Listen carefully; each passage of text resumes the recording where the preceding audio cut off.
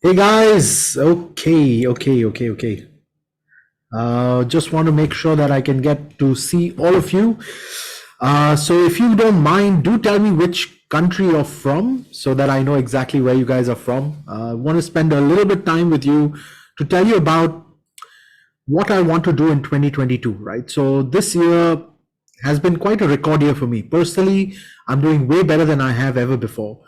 But I did want to spend some time with you all and tell you what I'm focusing on for the next, I would say about 60 odd days, where things will start to rack up, right? So we will know exactly how far we are from our target. We'll know exactly which targets we will be hitting and which targets we won't be hitting.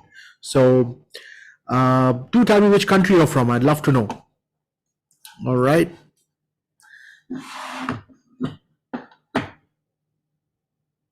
I'm watching all of your replies, so it's easy for me to know.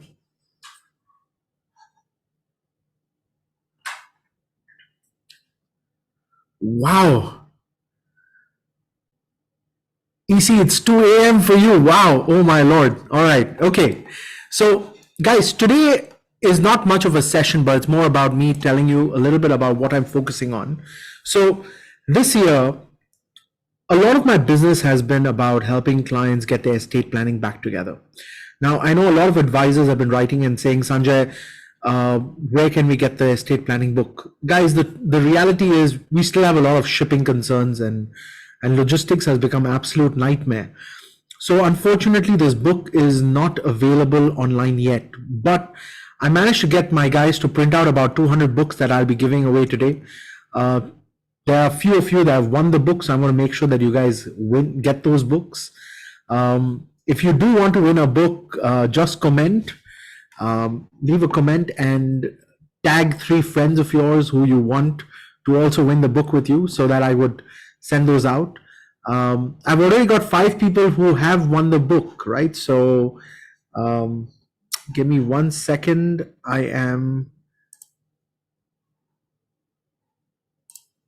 Let me just share screen and tell you who those 5 people are, because there are 5 of you who have won the book from all the comments that you've been writing.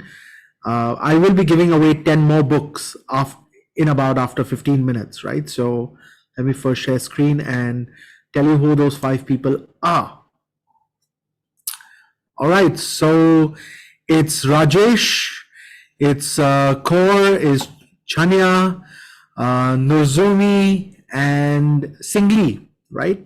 So the 5 of you have won the book. My team will be getting in touch with you to ensure that you get the books to yourselves. I will be announcing the second batch in about 15 minutes. So do put in a comment and tag a few friends that you want them to win the book with you, because I will be giving away 10 more books. So the 5 of you who have won this book will receive a message from my team to get your address so that we could have it shipped across to you, right? Guys, when everyone's asked me this question, they're like, Sanjay, why did you write this book, right? Guys, I want to clarify estate planning for all of you. First of all, estate planning is not about setting up a trust, setting up a will, or doing a foundation, or making sure that everything is tax efficient. That is 2 very small parts of estate planning. estate planning is a 7-step process, right? Now, when we look at estate planning, right, there's 7 steps, and I've written those down on the back of the book. You need to take care of the legal aspect, but that's a lawyer's job. That's not your job. The second is the tax aspect, right? So, am I tax efficient? I'm getting the best strategy for tax efficiency for the next generation. So that is again handled by usually a chartered accountant or a tax attorney or a tax lawyer who would know how to handle those elements of taxation. But there are 5 elements that advisors forget to focus on. There are 5 more things that you need to worry about when it comes to estate planning, right? Number 1 is inheritance. When we talk about inheritance, who should inherit what? So let's say you have got multiple children, right? Let's assume a simple family, husband, wife, 2 kids, 1 son, 1 daughter. All right. So let's take a gender factor over here as well. What does a son inherit? What does a daughter inherit? Do they inherit 50-50 of everything? Do the daughters inherit liquidity? Do the sons inherit the business? Does the daughter inherit the business? Does the son inherit the property? Who inherits what? That has nothing to do from a legal framework. That has nothing to do from a taxation point of view. It comes down to, do the children feel equal? Now, let's take it 1 generation lower, right? So let's say you are a grandparent. You have kids and you have grandkids. Who inherits what? Do your children inherit everything? Do your grandkids inherit everything? And at what age? You see, inheritance is such a broad conversation that a lot of people don't realize this, but every generation likes to feel equal. Equality has become this very important mantra in families. And the reason why families break up is because either they don't feel that they've been treated equally or fairly. You might have given them everything from a legal perspective. Legally, you might have given everyone what they deserve from a legal perspective. But do they morally, financially feel they've been treated equally to their siblings, to their cousins, to the other children who have inherited from the estate, right? And that is what becomes a very important conversation. So when we talk about inheritance, we talk about the 3rd generation syndrome. The 1st generation starts it, the 2nd one builds it, and the 3rd one destroys it. The reality is the 3rd one doesn't destroy it, the 3rd one divides it.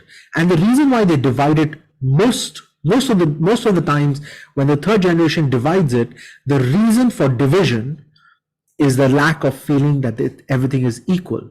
So I need you all to understand that inheritance plays such an important role in estate planning. The other thing is charity.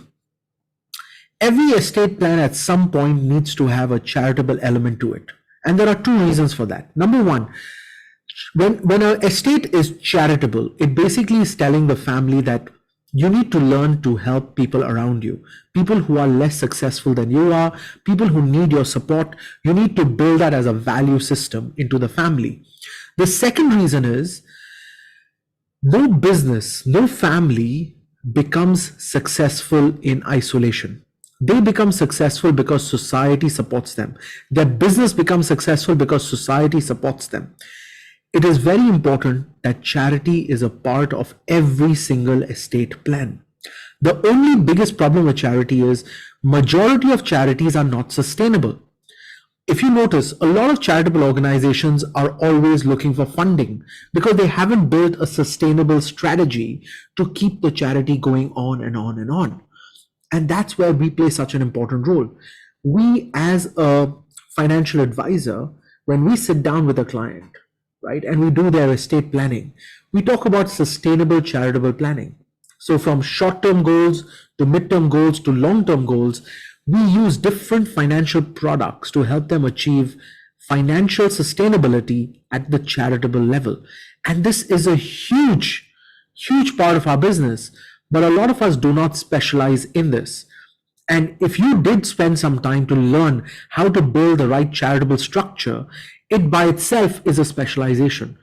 Now, I want you all to realize that every single thing that I share with you comes from a very practical perspective. I'm not a theory guy, guys. I'm a practitioner, just like each one of you. And as a practitioner, what I am sharing with you is exactly what I would be doing to ensure that clients understand the value that we bring to the table. So, number one was inheritance. Number two was charity. Number three is retirement. And a lot of people tell me, and I get this objection from a lot of my clients, they tell me, Sanjay, I have a lot of properties, I have businesses, I have investments, and I get regular passive income from these investments and from these businesses and from these properties. So I get rental income, I get dividends from my equity stocks, I get some dividends from my business, and that's my retirement plan. Now, theoretically, that's absolutely correct. It's the correct strategy to follow. But the problem is, as you start to get older and children start to take over your business, they start managing the properties, they start managing your assets, they get concerned about you withdrawing money from the estate. A retirement plan has to always be outside the estate, because when you are withdrawing money from the estate, the future generation thinks that they are entitled to that money and you shouldn't be withdrawing it. I mean, the business is doing bad. Why are you taking our dividends? The properties need to get renovated, but you are consuming the rental income. Equities are not doing very well, but you're using up the dividends so that we can't do dollar cost averaging. We can't buy equities at a discount. You're using up the dividends. You're using up the income that we would otherwise use to maintain those assets. And that's when you have all these ill feelings towards the older people in the family, right? And that's when I realized that retirement plans have to always be outside the estate. This is something that my father taught me many, many years ago. He said, Sanjay, everything that I have is yours. Everything that I have is yours. But if you need more, come back to me. And I didn't understand that saying for a long time, right? I told him, I was like, I don't understand this, Dad. If everything that you have is mine, and if I need more, why do I come back to you? I mean, how are you going to give it to me? And he's like, Sanjay, I still get a pension every month, right? Which has nothing to do with the estate. I still get a pension every month. So if you still need more money, come back to me. Guys, that is the true power of retirement planning. And a lot of people don't realize this. The right retirement plan allows families to stay together and be able to support each other even when things get bad. So having a phenomenal retirement plan is one of the most important aspects of estate planning. However, a lot of us confuse retirement planning with estate planning, and we put the retirement plan into the estate when we should actually be keeping it outside the estate. That is where you play such an important role. Number 5, which is my favorite, is income. I love focusing on income strategies because we got financial planning wrong, right? Financial planning has always been about asset accumulation, asset preservation, and asset distribution. When in reality, we don't care about assets. I want you all to think about this. We actually want income accumulation. We want more and more income. We want income protection. I want to make sure I don't lose the income that I have. And what do I really want to give my children? Do I want to give them assets, or do I want to give them an income? I want you all to think about this. What do we truly want to give our children? Assets or income? And the day you realize that, that will change the way you do your business. That will change the way you run your practice. Because it's about income planning. It's about income accumulation, income preservation or income protection, and it's about income distribution. By the way, there is only one product in the world that protects future income, and that is life insurance. There is no product in the world that protects your future income. It's only life insurance. And I want you all to think about this as well. What's the alternative to life insurance? There is no alternative. There is no product in the world that protects future income. That's where life insurance plays such an important role, because we are protecting future income. When the amount of life insurance you buy is 10 times of annual income, it's 10 years of income that you are supposed to earn, right? So I want you all to think about this.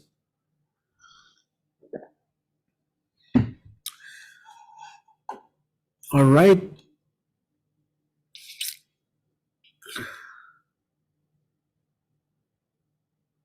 It's so good to see all of you all.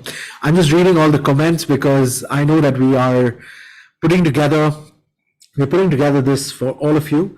I want to make sure that every single one of you gets your hand on this book, because these books are only available in the offline sessions. Guys, I'm sorry. Shipping and logistics is just such a nightmare right now that I just cannot try and have these sent across to you. So, but I've still managed to get the team to put together about 200 books because I do want all of you all to have it. And that's what I want to focus on, right? I'm just reading all the comments. Guys, how many of you actually focus on charitable planning? So how many of you have focused on charitable planning? If you don't mind sharing that with me, that'll be very kind. And how many of you all focus on retirement planning?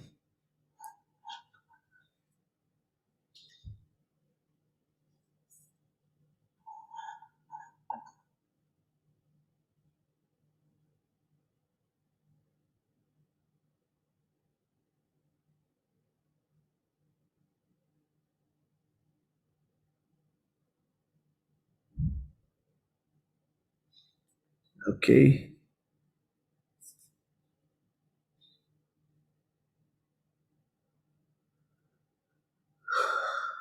Now, the last element of estate planning that I did want to cover with all of you is asset transfers. A lot of people don't realize this, but when we pass on assets from one generation to the next, right, there's a lot of what we call leakage. Think about this, right? So let's say my net worth is $10 million and I have two kids. Both the kids are going to get 5. And let's assume they both also have two kids each. It becomes 2.5, 2.5. Now, how does every generation double the wealth for the next generation when you have multiple beneficiaries? So if you've got more than two children, think about it. Your net worth will get divided among 3 if you have 3 kids, 4 if you have 4 kids. Doesn't the value suddenly disappear? The value of your net worth disappears so fast that asset transfer becomes illogical. It actually doesn't make sense for you to transfer those assets. You'll actually say, you know what, I'll sell the assets and I'll get the children to figure it out themselves. Or there's not enough money to pass on to the next generation. When we do estate planning, I focus a lot on asset transfers as well, because I'm going to give you my own personal example, right? I have two sons, and I know for a fact that my estate will get divided between the two of them. Now, will they be able to afford the same lifestyle once the assets are divided? Think about this. Would my kids be able to afford the same lifestyle if the assets are divided? So if I have $10 million worth of net worth and I give both my kids $5 million each, will they be able to continue living the same lifestyle that they live? Because my net worth is 10 million, theirs is 5 each. And I want you all to think about this. We call this asset equalization. So instead of the two of them fighting for 5-5, what if I could give 10-10 to both of them? Could I do that? I potentially could. And I want you all to remember this, that when it comes to estate planning, you have to be very creative in the way you handle clients. You have to be very creative in the way you talk to your clients from the perspective of what's the plan for the next generation. Because not just about the next generation, it's the generation after that and the generation after that. And if every generation said, let the next generation figure it out themselves, it's not fair. How many of your children go for tuitions? How many of your children go for tuitions? Can you just say, my children go for tuitions?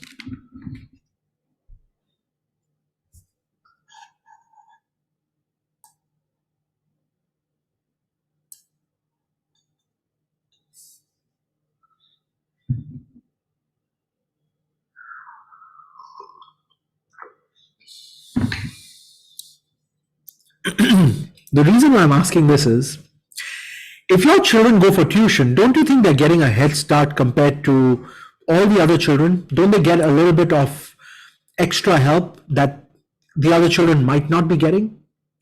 Do your children go to train, right? If they're playing a sport, do they go to train? Now, if we were going to base everyone on natural talent, right, we wouldn't have the sports people that we have today. Sports people have trainers training them. They are professionals. They help them get a head start compared to their competitors. So the question is, what have you done to give your children a head start?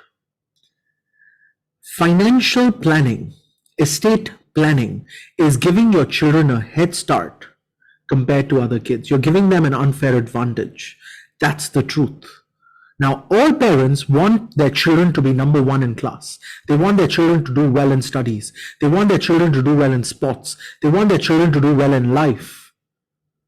But if you don't give them professional training, you don't give them the right guidance, you don't give them the right structure, and you don't give them that unfair advantage, have you done what you need to do? Question. So if you are truly a believer that's saying, no, I don't want to give my kids a head start, I don't want to give my kids an unfair advantage, then there should be no tuitions in the world. There should be no professional training courses in the world. There should be no accounting systems in the world. There should be no systems in the world. Everyone just figure it out on natural talent. And the reality is, we never live a life of natural talent. We will always focus on enhancing natural talent. So allowing your children to find their passion can only be done if you give them financial support so that they don't have to worry about lifestyle. I want you all to think about this. If you truly want your kids to live a life of passion, you want them to do what makes them happy, then they shouldn't be in the rat race. They should be creating their own race. And that is estate planning. Estate planning is about making sure that your children are prepared so that they can live a life of purpose. They can live a life of passion. They can live a life of doing something that makes them happy. I remember all through childhood, we keep hearing these words, Sanjay, do what makes you happy. Sanjay, do what you're passionate about. Do what makes you excited. Focus on what gives you that purpose every morning. And when you graduate from university, they say, hey, keep all that aside for now, go and find a job. Make sure you've got enough money to be able to afford your lifestyle. And you start focusing on lifestyle rather than following what makes you excited. And that's what needs to change. And that's why estate planning is such an important part of any family. Estate planning is not for the wealthy. Estate planning is not only for the wealthy. Estate planning is for anybody who's got any assets that they need to pass on to the next generation, guys. And I want you all to get this very clear. I want you all to get this very clear. All right. I'm going to announce. I've just got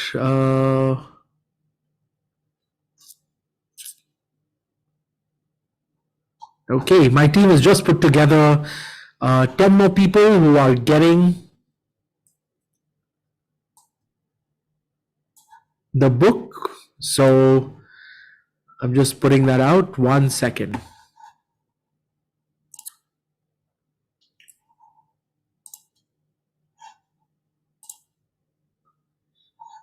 Okay. So the 10 of you will be getting the book. It's Jeff, Janet, Tammy, Kate, Michelle, Daniel, Uma, Kaleswaran, Yvonne, and Ashish Mehta. So the 10 of you will also be getting the book. My team will be getting in touch with you to get your address and details so that they can send the books across to you. So I do want to make sure that the 10 of you do get that. And by the way, if you've missed seeing your name, don't worry. We will be putting this up later so that it's easy for everyone to know. Guys, like I said, I'm very clear about why I do this business, right? I'm very clear about why why I write these books down. It's to help you all build a system of conversation. So when you are having a conversation with a client, let's say you're talking about estate planning. I'm going to leave you with this one case study that's worked very well for me. And this one case study has helped a lot of my clients understand the purpose of estate planning. So this is how I start my conversation. I tell them, Mr. Client, there are 7 aspects to estate planning, right? And there are 7 aspects that every single family needs to worry about. Now, the 2 most common ones that everyone figures out is the legal and the tax aspect. So they've handled putting up a trust together, they put up a foundation together, they write a will down. So they get the legal aspect sorted out. They also have tax advisors who would give them tax planning advice in terms of how to do tax efficient estate planning to make sure that there's less leakage where it comes from one generation to the next. But there are 5 aspects that everyone forgets to do correctly. And my area of expertise is helping those clients understand these 5 aspects. So it starts with inheritance, charity, retirement, income, asset transfer. Each one of these is a specialization by itself. You can be an inheritance specialist. You can be a charity specialist. You can be a retirement specialist. You can be a income specialist, and you can be an asset transfer specialist. You can be a specialist in any one of these. Guys, you don't have to do all 5. Learn to specialize. The more you become a specialist in this business, the more valuable you become for your client. So if there's one thing you take away from today's session, I want you to take away the art of becoming a specialist. My area of expertise is specifically towards income strategies. I'm an income specialist. I love building income strategies for families because I realized everyone's so focused on assets that they forget about income strategies. And the only thing that makes sense for me is income. Asset values appreciate, asset values go down. But if you have consistent income, assets will always hold value. Income is the only true asset in the world. And the day you understand this, you will change the way you do financial planning. That will change the way you look at products. That will change the way you look at anything when it comes to the word money. Because income is the only true asset. Now, guys, if you do have any questions, do send them across. Write down the questions in this chat box.